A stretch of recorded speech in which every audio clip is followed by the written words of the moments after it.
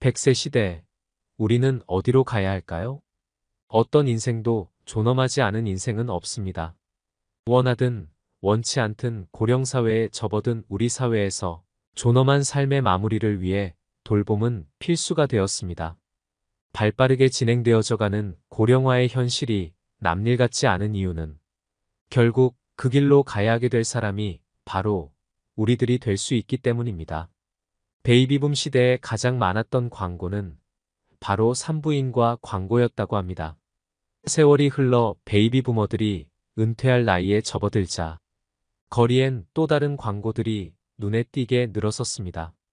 그것은 바로 요양원입니다. 오늘은 어느 요양원에 계셨던 할머니가 쓴 감동적인 시 한 편을 소개해 드리려고 합니다. 어느 작은 요양병원에서 한 할머니가 돌아가셨습니다. 간호사들이 조촐한 그 할머니의 짐을 정리하다가 이 시를 발견하였습니다. 내용에 감동받은 간호사들이 이 시를 복사하여 모든 간호사들에게 전달하였습니다. 단순하지만 마음을 움직이는 이 시는 동영상으로 만들어져 소개되기도 했고 인터넷을 통해 전 세계로 전해지고 있습니다. 슬프지만 할머니의 시를 통해 삶의 애환을 느끼셨으면 좋겠습니다. 어느 양로원 할머니의 시. 간호사님들 무엇을 보시나요? 댁들이 저를 볼 때 무슨 생각을 하시나요? 현명하지 않고 변덕스러운 성질과 초점 없는 눈을 가진 투정이나 부리는 늙은 노인으로 보이겠지요.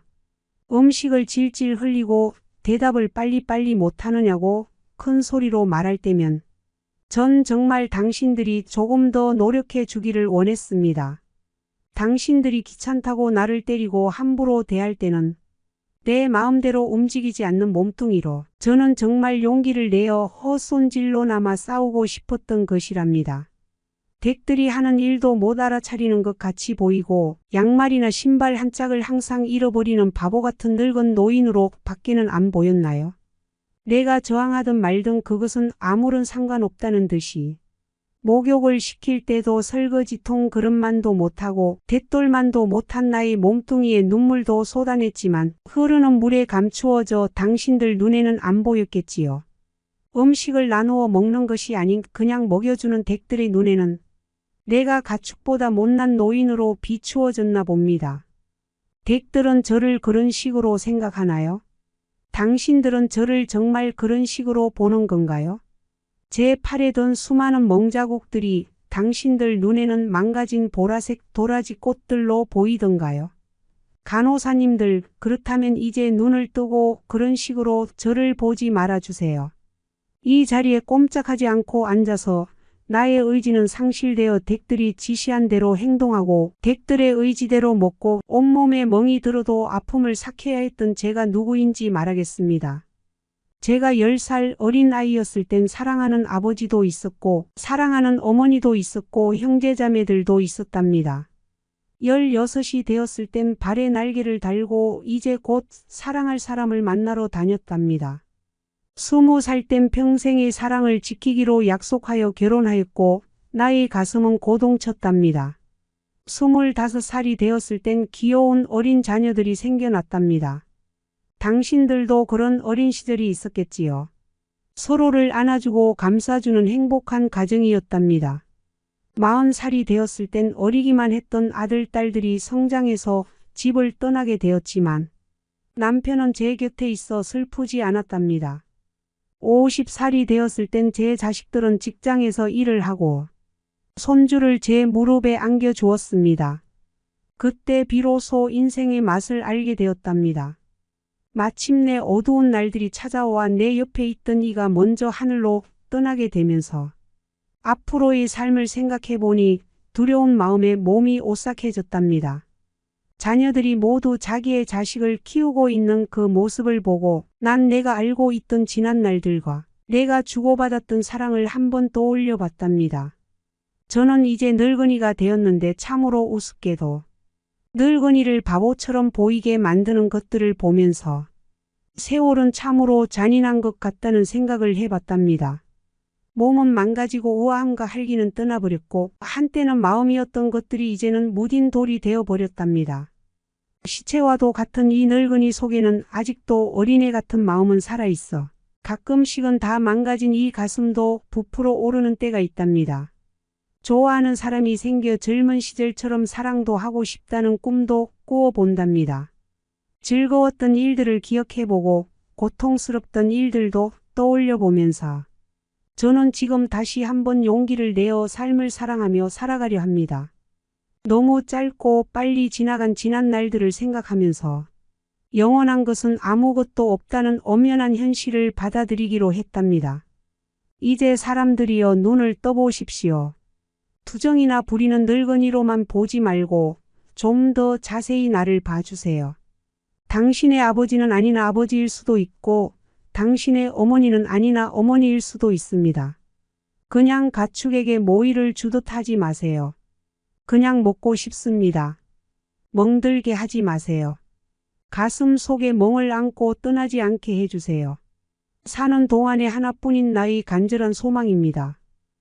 여러분은 이 시에서 무엇이 느껴지시나요? 요양원의 할머니가 생의 마지막 순간까지도 간절히 바랬던 것은 소소한 행복이지 않았을까요? 시를 읽는 내내 뜨거운 눈물이 흘렀습니다. 언론에서 일부 요양원의 실태를 보여주는 기사를 보신 분들이 있을 것입니다. 생의 마지막 단계에서 노인들은 군대처럼 아침 6시에 일어나야 하고 기저귀를 가는 정해진 시간까지는 변을 보아도 기다려야 하기도 합니다. 극단적인 경우이겠지만 일주일에 하루 정해진 시간에만 목욕할 수 있기에 온몸에 대변을 발라도 정해진 날까지 기다려야 하기도 합니다. 누구나 무병장수를 원하지만 모두에게 허락되는 것은 아닙니다. 때문에 간병하는 가족의 부담은 점점 늘어가는 게 우리나라의 현실입니다. 많은 분들이 요양원은 단순히 어르신의 식사나 기타 신체활동을 보조하는 곳쯤으로 생각하십니다. 요양원의 세계도 자세히 들여다보면 세상의 축소판이라고 말할 수 있습니다.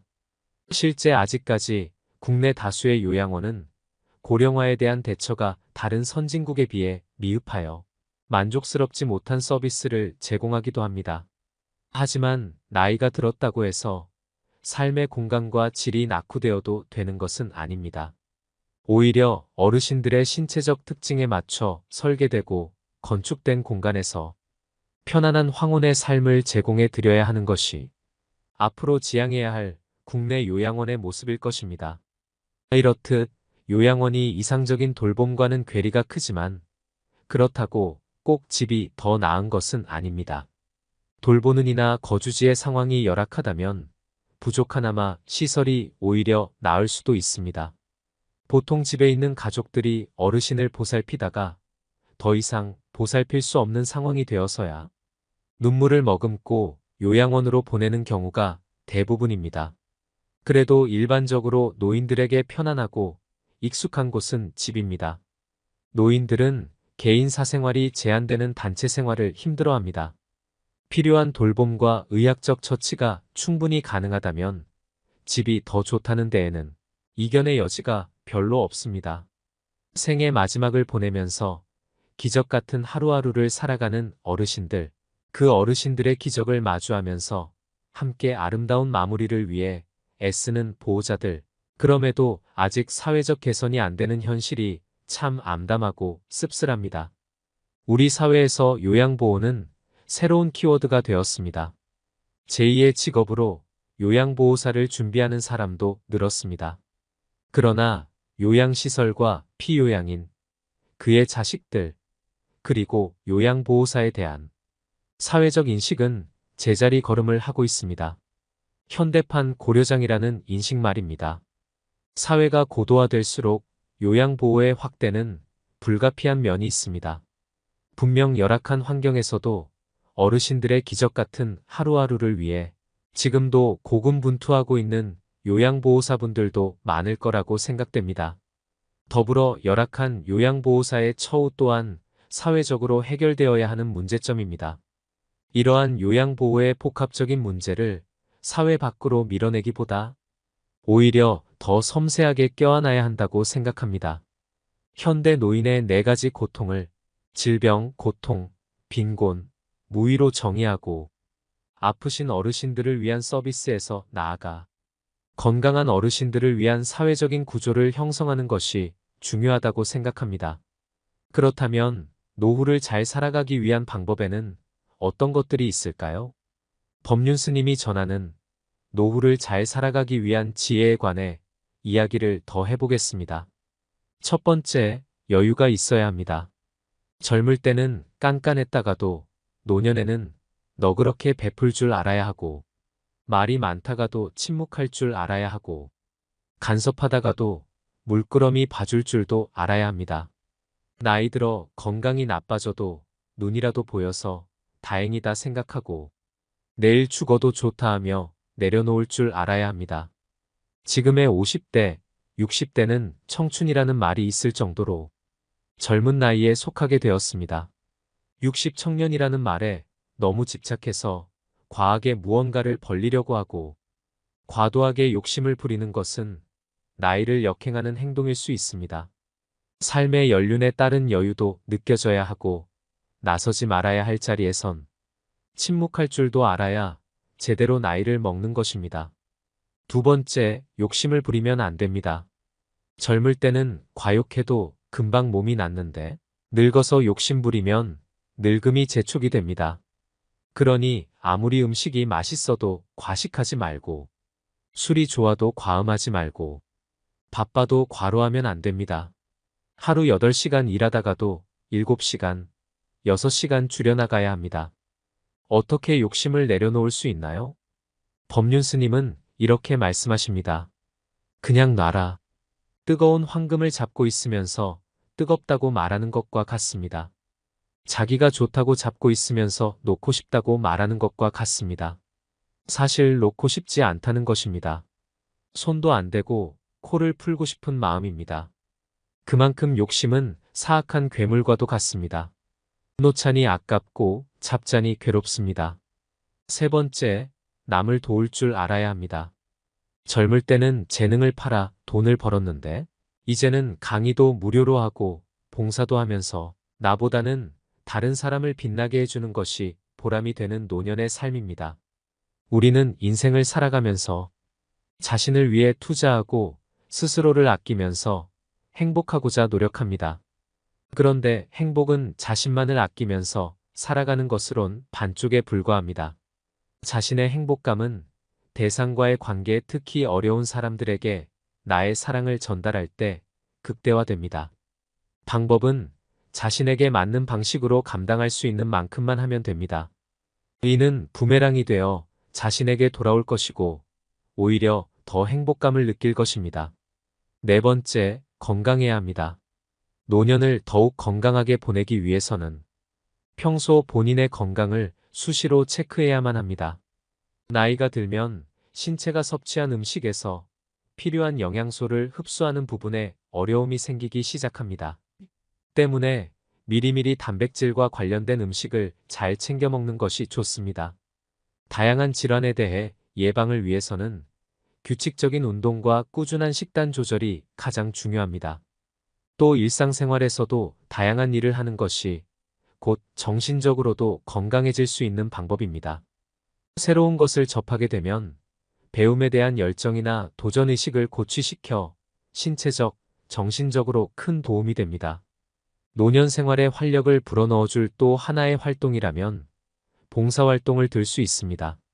봉사활동을 하는 것은 타인을 도움으로써 얻게 되는 보람과 행복으로 인한 긍정적인 효과는 물론이고 이러한 사회적인 활동으로 노년 생활을 더욱 풍요롭게 만들 수 있습니다. 법륜 스님은 노후를 잘 보내는 데 있어서 다른 사람들에 대한 배려와 자비의 마음이 중요하다고 강조하셨습니다. 자신만을 생각하지 않고 주변 사람들과의 관계를 중요시하며 다른 사람들의 고통을 느끼고 그들을 돕는 것이 바람직하다고 말씀하셨습니다. 또한 법륜 스님은 노후를 잘 보내는 비결 중 하나로 삶의 목적과 의미를 가지는 것이 중요하다고 강조하셨습니다. 자신이 원하는 일을 하며 자신이 가지고 있는 장점을 발휘하여 사회에 기여하는 것이 진정 노후를 즐길 수 있는 비결이라고 말씀하셨습니다. 정신적인 평화 또한 중요합니다. 명상이나 철학적인 고찰 등을 통해 내면의 평화와 안정을 찾는 것이 노후를 즐길 수 있는 방법 중 하나라고 하셨습니다. 마지막으로 죽음은 아직도 멀게만 느껴지고 인생은 여전히 어렵습니다. 하지만 인생이란 별것 없다는 생각으로 주어진 인생 안에서 어떠한 마음을 가져야 하는지가 중요합니다. 작은 것에 감사할 줄 알고 지금을 소중히 여기는 것. 모두가 알지만 가장 실천하기 어려운 방법입니다. 감사는 현재 가지고 있는 것에 충분히, 아니 더 많은 것을 느끼게 합니다. 부정을 수용으로 바꾸고 혼돈을 질서로, 혼란을 명쾌함으로 돌려 세웁니다. 한 끼 식사를 풍족한 잔치로, 평범한 집을 오순도순 정이 흐르는 가정으로, 나그네를 친구로 바꿔줍니다. 감사함은 사람의 충만함을 해방시켜줍니다.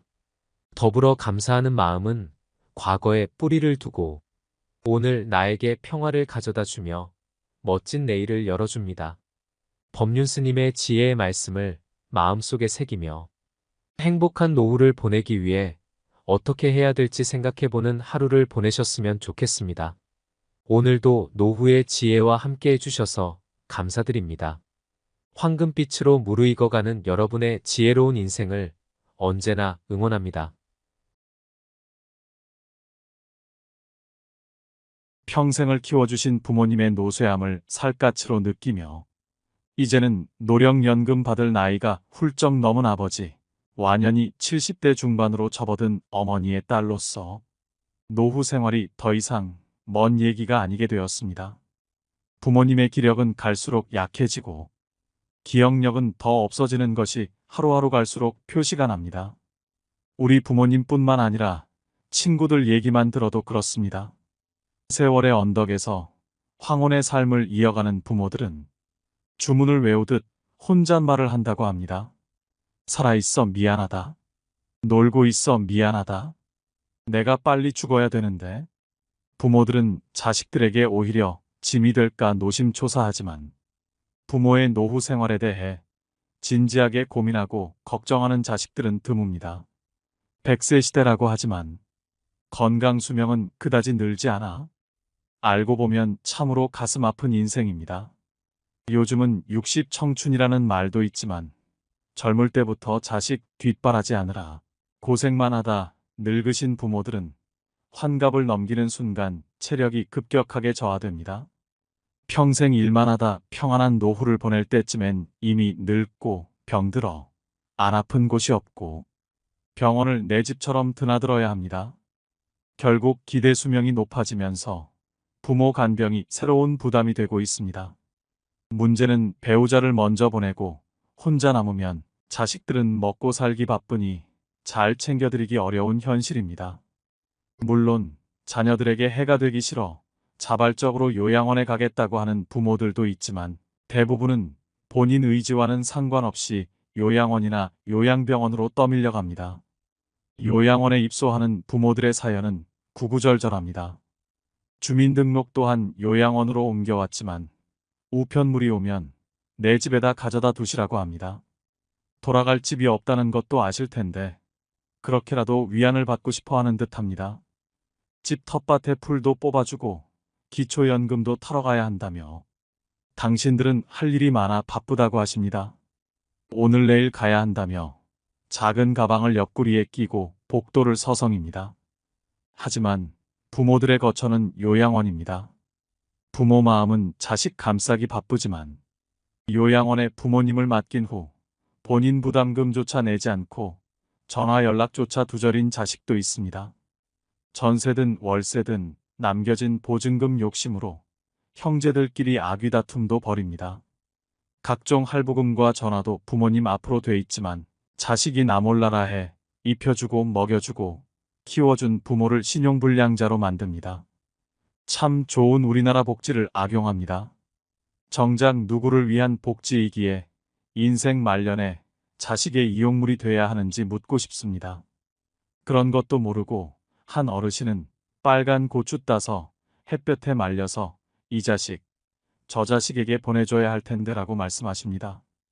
빈손으로 왔다가 한 평 남짓한 관 속에 묻히는 순간까지 아들아, 내 딸들아 미안하다고 합니다.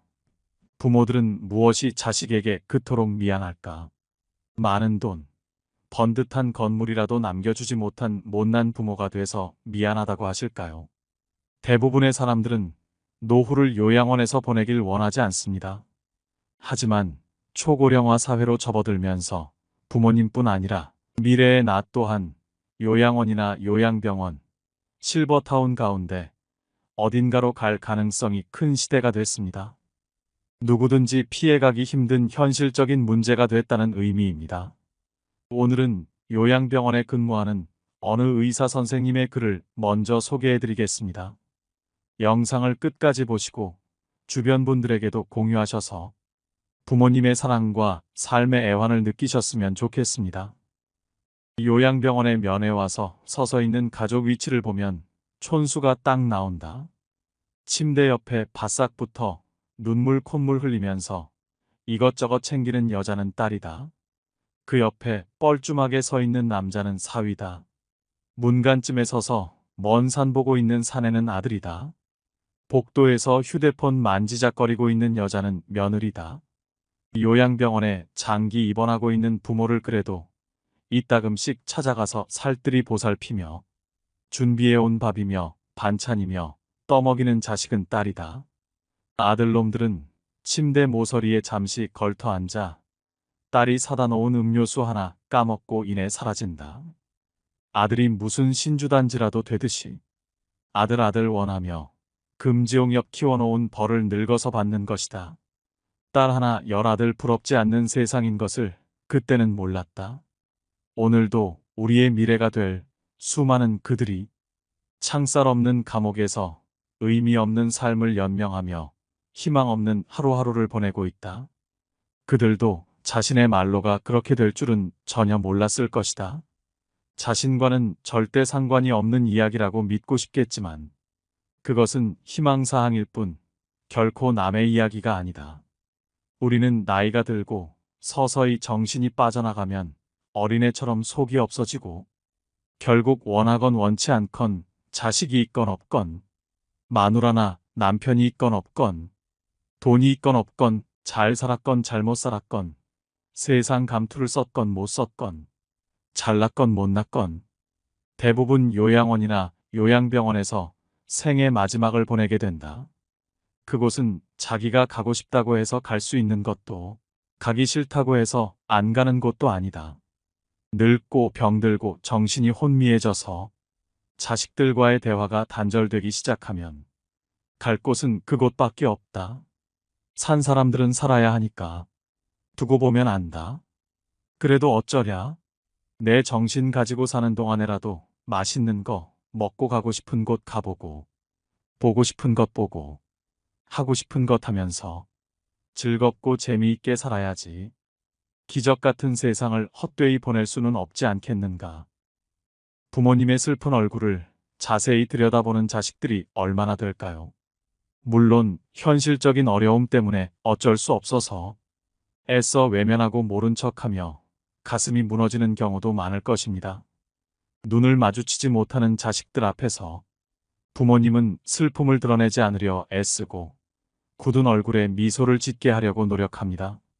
자신은 걱정하지 말고 잘 살아라는 부모님의 말씀 한마디. 처음엔 마음이 무겁지만 이내 팍팍한 현실에 부딪혀 부모님에 대한 관심이 멀어지고 맙니다. 부모는 자녀가 걱정할까봐 마음과 다른 말을 합니다. 자식은 알면서도 현재 상황에 합리화합니다. 하지만 부모님에게 조금만 더 관심을 가져주세요. 조금만 더 챙겨주세요. 사소한 얘기라도 전화로 안부를 물어봐 주세요. 자식들의 관심은 따뜻한 위로가 됩니다. 부모의 사랑은 하늘같이 크고 높지만 받는 자식은 당연하게 생각합니다. 부모님이 세상 떠나기 전 미련 없이 가시게 하는 것도 인생 후회하지 않는 자식의 도리가 아닐까요? 어느 한 어머니가 자식들에게 쓴 편지를 읽어드리겠습니다. 언젠가 요양원에 나를 보낼 자식에게 내 사랑하는 아들, 딸들아. 가족들은 요양원 생활을 하겠다는 내 생각에 반대할지도 모른다. 그러나 대부분의 우리 세대들이 그리 생각하는 것처럼 나도 가족들의 짐이 되고 싶지 않다. 그렇게 해야 내 마음이 편할 것 같다. 그래서 몸은 가라앉아도 정신이 양호하다면 내 스스로 요양원을 찾을 것이다. 하지만 알츠하이머병 등으로 그런 판단조차 할 수 없는 때가 온다면 그때 나를 요양원으로 보내라고 이 글을 통해 부탁하련다. 얘들아, 나의 뇌가 나와 너희들을 내 기억에서 밀어냈을 때 나를 요양원으로 보내다오. 우리 엄마는 그림 그리기를 좋아하니 펜과 종이를 늘 마련해 주세요. 낙지는 못 드세요. 등등. 내가 좋아하는 것과 싫어하는 것을 그곳 사람들에게 미리 알려주렴. 간간히 내게 찾아와서 너희를 보게 해다오. 낯선 사람 보듯 누구세요? 하더라도 내 마음속 깊은 어딘가에서 너희를 알아보고 기뻐할지 몰라. 행복했던 시절 이야기를 들려주거나 사진을 보여주렴. 비록 내가 먼 곳으로 눈을 돌린다 해도 내 영혼 어딘가에서 알아보고 즐거워할지 누가 아니. 언젠가 우리가 늙어 약하고 지저분해지거든. 인내를 가지고 우리를 이해해다오. 늙어서 우리가 음식을 흘리면서 먹거나 옷을 더럽히고 옷도 잘 입지 못하게 되면 네가 어렸을 적 우리가 먹이고 입혔던 그 시간들을 떠올리면서 미안하지만 우리의 모습을 조금만 참고 받아다오. 늙어서 우리가 말을 할 때 했던 말을 하고 또 하더라도 말하는 중간에 못하게 하지 말고 끝까지 들어주면 좋겠다. 네가 어렸을 때 좋아하고 듣고 싶어 했던 이야기를 네가 잠이 들 때까지 셀 수 없이 되풀이하면서 들려주지 않았니? 혹시 우리가 새로 나온 기술을 모르고 점점 기억력이 약해진 우리가 무언가를 자주 잊어버리거나 말이 막혀 대화가 잘 안 될 때면 기억하는데 필요한 시간을 좀 내어주지 않겠니? 그래도 혹시 우리가 기억을 못 해내더라도 너무 염려하지는 말아다오. 왜냐하면 그때 우리에게 가장 소중한 것은 너와의 대화가 아니라 우리가 너와 함께 있다는 것이고 우리의 말을 들어주는 네가 있다는 것이 중요하기 때문이란다. 다리가 힘이 없고 쇠약하여 우리가 잘 걷지 못하게 되거든. 지팡이를 짚지 않고도 걷는 것이 위험하지 않게 도와줄 수 있니? 네가 뒤뚱거리며 처음 걸음마를 배울 때 우리가 너에게 한 것처럼 네 손을 우리에게 빌려다오.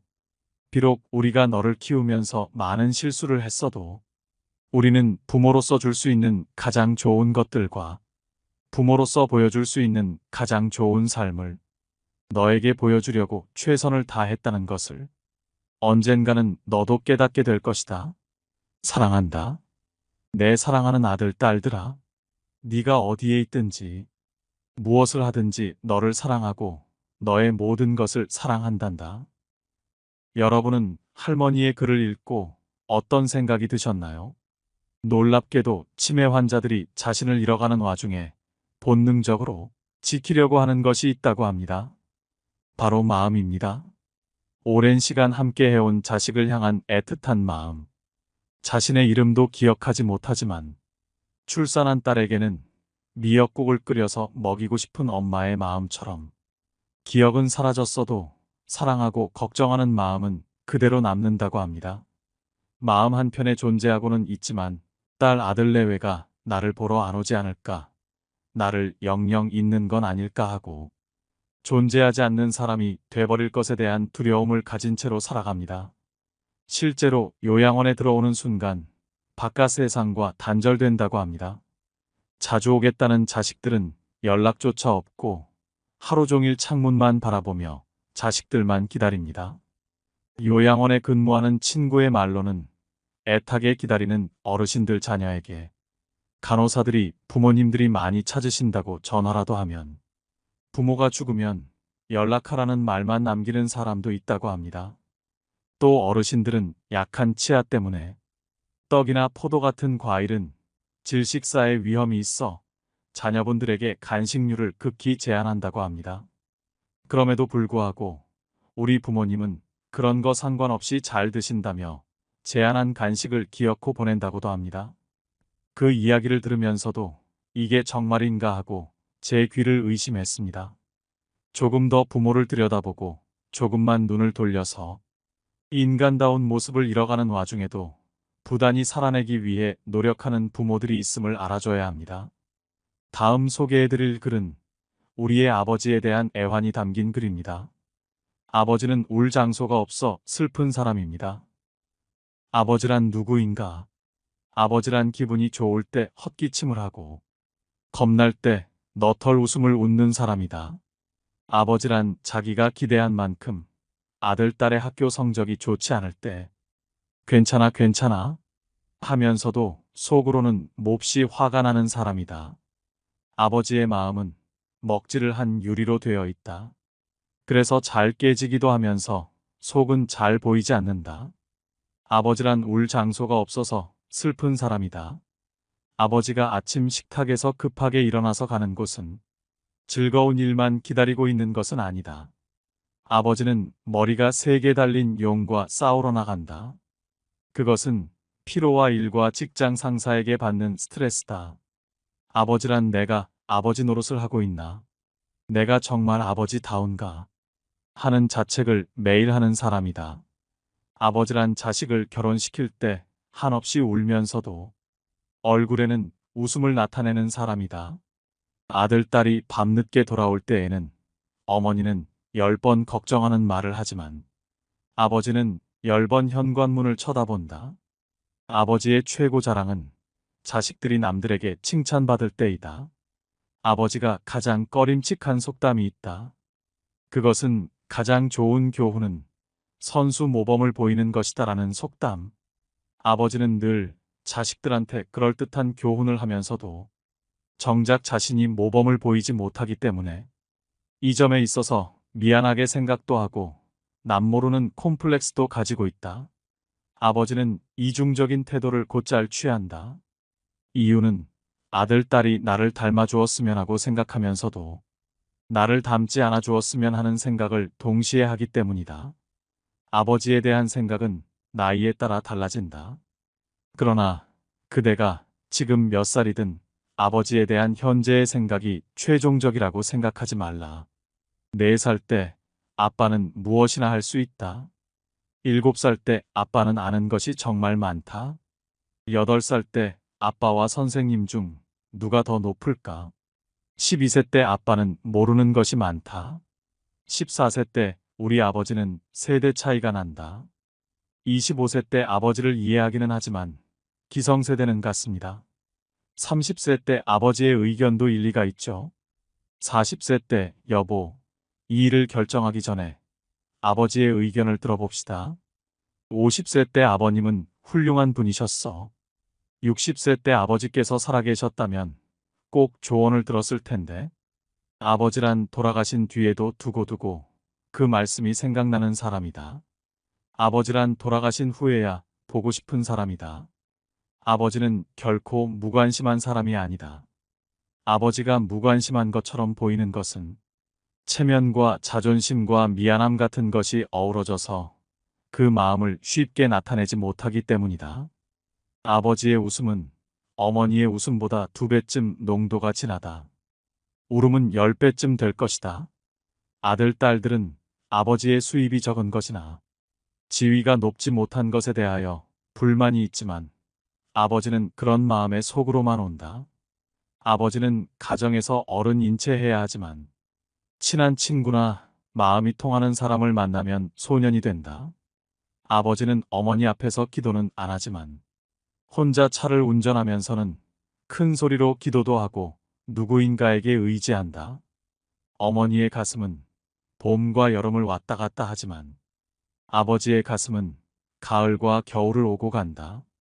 부모가 되고 나이가 들다 보면 어린 시절에 부모에게 불효했던 것을 뒤늦게 깨닫고 마음 아파한다. 나도 그러했기에 자식이 나를 서운하게 하는 일이 있다 해도 이해하려 한다. 아쉬움과 후회 속에서 살아가는 것이 인생이니까. 때가 되면 식물들은 꽃과 잎을 떨굴 준비를 한다. 꽃은 세상을 아름답고 향기롭게 꾸미고 벌과 나비에게 꿀을 주고 다음 세대의 번식을 위해 열매를 맺은 후에는 떨구어 대지를 향한다. 잎도 줄기의 작용인지 아니면 잎이 알아서 떨어지는 것인지는 알 수 없으나 가을이 되면 낙엽이 된다. 식물들이 때를 알아 꽃이나 단풍으로 마지막을 예쁘게 장식하고 떨어지듯 우리도 인생의 끄트머리에 있는 때를 미리 생각하며 아름다운 마무리가 될 수 있게 준비하는 것은 어떨까? 옛말에 한 아버지는 10아들을 키울 수 있으나 10아들은 한 아버지를 봉양하기 어렵다는 말이 있습니다. 자식이 배부르고 따뜻한가를 늘 부모는 묻지만 부모는 배고프고 추운 것은 자식들에게 말하지 않습니다. 더 많은 것을 주지 못한 자신을 탓할 뿐입니다. 아버지의 사랑이 묻어있는 글 한 편을 더 소개해드립니다. 애비야, 나 3만 원만 주고 갈 수 있겠니? 없어요. 80살이 넘은 아버지가 회사에 출근하는 아들에게 사정을 했건만 아들은 냉정하게 거절을 하였다. 늙은 아버지는 이웃 노인들과 어울리다 얻어만 먹어온 소주를 오늘은 한 번이라도 갚아주고 싶었다. 며느리가 설거지를 하다 부자 간의 대화를 듣다 시아버지의 그늘진 얼굴을 보았다. 며느리는 무언가를 한참 생각하더니 밖으로 달려나갔다. 한참 만에 버스를 막 타려는 남편을 불러세워 숨찬 소리로 손을 내밀었다. 여보, 돈 좀 주고 가요.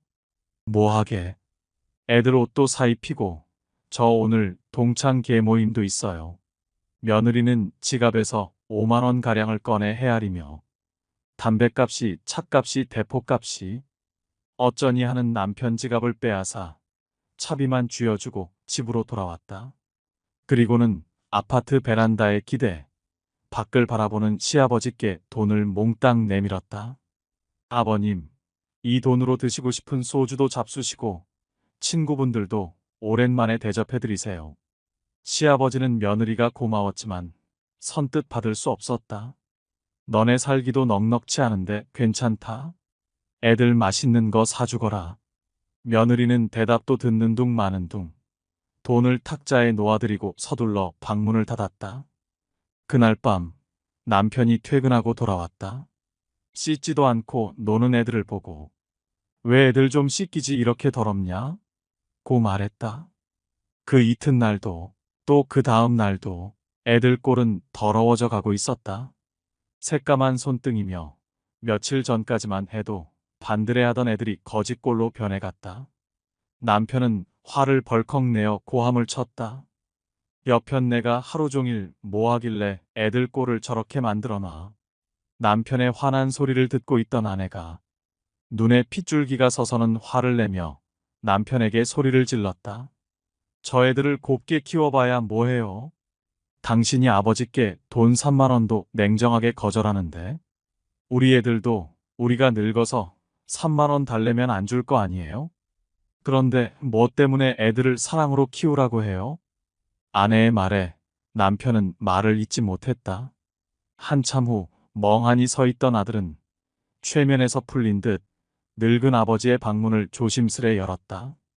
늙은 아버지는 아들의 무정함을 잊은 채 안쓰러운 표정으로 어서 오거라. 회사 일이 힘들었을 텐데 고생했구나. 환절기라 감기 조심해야 한다. 아버지는 무정한 아들을 걱정하는 것이다. 어린 시절 아버지의 추억이 주마등처럼 스쳐 지나갔다. 아들 눈에는 눈물이 고였다. 노년빈곤이란 말이 있습니다. 노년의 빈곤은 불행한 일이라는 것입니다. 자식이 내미는 손과 부모가 내미는 손은 어떻게 다를까요? 부모는 자식이 내미는 그 손에 자신의 모든 것을 쥐어주면서 애벌레가 성충으로 크도록 애정으로 돌봅니다. 그리고 껍질만 남은 곤충처럼 되어버립니다. 그러면서도 부모는 자식의 손에 더 많은 것을, 더 좋은 것을 주지 못하는 것을 안타까워합니다. 세월이 흘러 부모는 늙고 힘도 없고 이제 부모는 가진 게 없습니다. 너무 늙어버린 것이죠. 그래서 이번에는 몇 푼 용돈을 얻기 위해 자식에게 손을 내밉니다. 그러나 자식은 부모 마음 같지가 않습니다. 부모의 내미는 손이 보기가 싫은 것이죠. 그에게 부담이 되는 것입니다. 자식이 내미는 손에 부모는 섬으로 주었건만 자식은 부모에게 호불호 주는 것마저 부담스럽게 느낍니다. 치매에 걸린 부모님을 모시는 문제로 고심하고 있는 분의 사연을 들려드리겠습니다. 언제나 제 유년 시절 기억 속에 포근하고 유쾌한 모습으로 남아있는 어머니. 그런 어머니가 치매에 덫에 걸리신 지 벌써 2년째입니다. 제 나이 59살 어머니는 벌써 80대이시니 무리도 아니죠. 그런데도 여전히 전 어머니가 방금 전 식사한 것도 잊으시고 밥을 찾으실 때마다 화장실에서 뒤처리를 하지 못해 헤매는 모습을 볼 때마다 억장이 무너집니다. 어머니를 돌보는 일을 저보다 더 많이 하게 되는 아내를 볼 면목도 없습니다. 이제 어머니도 아내도 모두 노인인데 얼마나 지치겠습니까? 결국 얼마 전 장남인 제가 5동생을 모았습니다. 무거운 마음으로 요양병원 얘기를 꺼냈죠. 다들 말이 없더군요.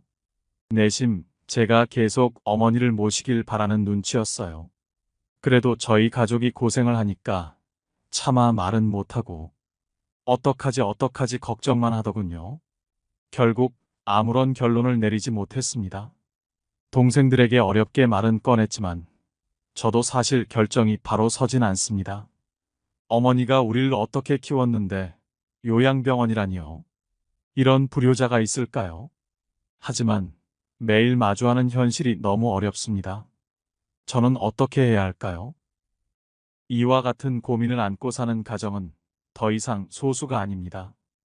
부모를 집에서 모셔야 효도라는 걸 머리로는 알지만 사회 구조가 변화하면서 효자 노릇이 버거운 사람이 많습니다. 과거처럼 어르신 부양을 가족이 도맡는 것만이 진짜 효도일까요? 부모님이 온전할 때 스스로 고민하고 내 건강이 안 좋아지면 특정 요양시설에 맡겨달라고 자녀에게 이야기를 꺼내는 것도 하나의 방법이며 그 대신 일주일에 식사 한 번은 꼭 같이 하자는 등의 조건을 다는 것이 좋을 것 같습니다.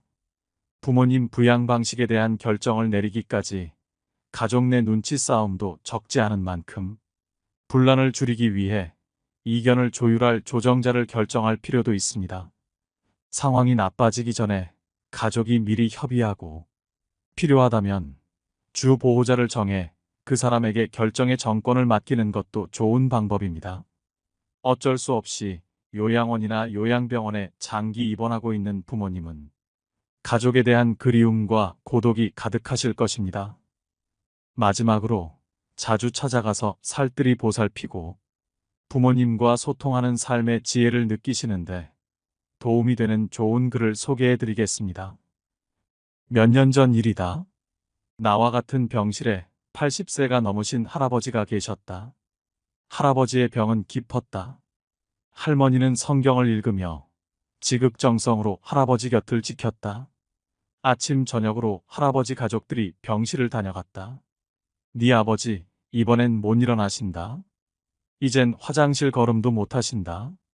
조금 전에도 의사가 호스로 오줌 빼주고 갔다. 할머니는 눈물을 글썽이며 아들에게 말했다. 아들은 아무 말이 없었다. 그날 저녁 할아버지 막내딸이 병실로 찾아왔다. 지방에서 올라온 막내딸은 할아버지 손을 잡고 한참을 울었다. 할아버지는 말이 없었다. 막내딸은 3일 동안 할머니와 함께 병실에서 잠을 잤다. 아빠, 나 이제 가봐야 하거든. 아빠하고 같이 있고 싶은데 그럴 수가 없어. 김서방 출근도 시켜야 하고 아이들 학교도 보내야 해. 그녀는 울먹이며 늙으신 아버지 가슴에 얼굴을 묻었다. 아빠 옛날 일 기억나? 아빠하고 나하고 매일 들길을 걸어서 학교 갔었잖아. 여름 장마 때면 아이들은 잔뜩 부른 개울물 앞에서 늘 아빠를 기다렸어. 감자처럼 작은 아이들을 한 명씩 가슴에 안아 개울물을 건너주었지. 아빠는 사랑이 많은 선생님이었으니까 아빠가 학교에서 숙직하던 날 기억나지? 엄마가 싸준 도시락을 들고 내가 눈밭을 걸어서 아빠에게 갔던 날. 내 발바닥 꽁꽁 얼었다고 아빠가 따뜻한 품 안으로 내 발을 집어넣었잖아. 얼마나 차가웠을까. 막내딸은 울음을 삼키며 할아버지 가슴에 다시 얼굴을 묻었다. 딸의 울음소리에도 할아버지는 말이 없었다. 아빠, 나 이제 가야 돼. 꼭 다시 일어나야 돼. 아빠, 꼭. 옆자리에 서 있던 할머니가 막내딸의 손을 끌었다. 어여 가거라, 어여. 네 아버지 다 알아들으셨을 게다. 할머니는 막내딸을 데리고 병실 밖으로 나갔다. 잠시 후 할머니는 눈물을 닦으며 병실 안으로 들어왔다. 조금 전에 나간 아이가 우리 막내딸이라오. 아버지 사랑을 많이 받고 자랐지요. 응석바지로 자라 지금도 아빠 아빠 하잖아요. 이제 지 아버지 눈이나 감으면 와야지. 뭐 아버지를 끔찍히 좋아했는데 아버지 얼굴을 마지막 본다고 생각하니 얼마나 슬펐을까. 바로 그때 할아버지 목소리가 들려왔다. 임자, 임자. 할아버지는 가쁜 숨을 몰아쉬며 일으켜달라고 했다. 할머니와 나의 부축을 받으며 할아버지는 한 걸음 한 걸음 창가 쪽으로 걸어갔다. 할아버지는 힘겨운 숨을 걸으며 창밖을 살폈다. 창문 밖 멀지 않는 곳에 정문 쪽으로 걸어가는 막내딸의 뒷모습이 보였다. 할아버지는 오른팔을 들었다. 딸의 뒷모습을 어루만지듯 할아버지는 유리창을 쓰다듬었다. 딸을 향해 마지막 인사를 하는 할아버지의 눈가로 눈물이 가만가만 흘러내렸다. 오늘의 영상 어떠셨나요? 요양원, 요양병원에 계신 부모님께 안부전화 한 통화 드릴 수 있는 하루가 되었으면 좋겠습니다. 오늘도 노후의 지혜와 함께 해주셔서 감사드립니다. 황금빛으로 무르익어가는 여러분의 지혜로운 인생을 언제나 응원합니다.